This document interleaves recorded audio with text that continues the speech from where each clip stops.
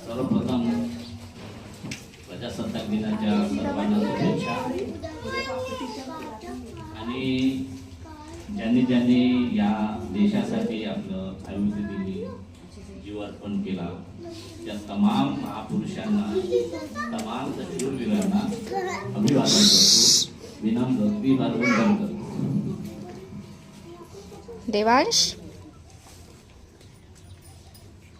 वास्तविक पाहता हा उत्सव संपूर्ण देशामध्ये होता. खरा उत्सव जर असेल, खरा जर सण असेल आपला भारतीयांचा, तो सण म्हणजे 26 जानेवारी. आणि आपण हा विसरत चाललो असं वाटते. का विसरत चाललो असं म्हणतो? परदेश लोक आहेत, परदेश ह्याचा फ्लॅग घ्याल बरं देवांश. कारण म्हणणं आहे आणि आपण इतिहास विसरत चाललोय. इतिहास आपल्याला माहितीच करून घेण्याचं काम. कोणत्याही कार्यक्रमाचं प्रयोजन काय असतं, तर येणाऱ्या पिढीसाठी आणि मागच्या पिढीनं काय करून ठेवलं आपल्यासाठी आणि येणाऱ्या पिढीसाठी आपण काय करून जातो, या मागचा दृष्टिकोन या कार्यक्रमाच्या माध्यमातून लहान लहान मुलं जे गेटअप मध्ये आहे त्याच्या मागची जी भूमिका आहे, एका ज्यांच्याकडे पाहिलं तर चित्र लक्षात येतं की देशामध्ये काय होतं, कसं होतं आणि कोणी आहुती दिली देशासाठी.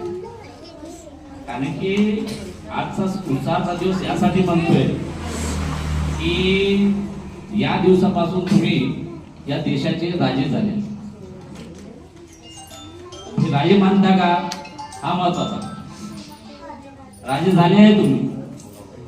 कारण की या दिवसापासून 26 जानेवारी पासून 26 जानेवारी 1950 पासून या देशाचं संविधान लागू झालं आणि तुम्हाला सर्व अधिकार मिळाले.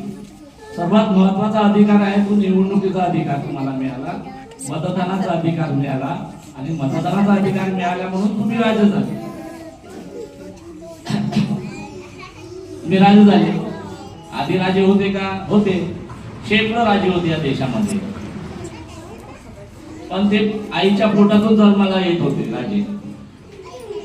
देश सांगितला हा देश भारत देश आहे, आपला देश आहे आणि हा देश या संविधानामुळे चालतो. मला सांगा, संविधानाचं पुस्तक कोणाकडे काय, कोणाच्या घरी आहे? कारण की ज्या पुस्तकामुळे, ज्या संविधानामुळे आपल्याला अधिकार मिळालेले आहे.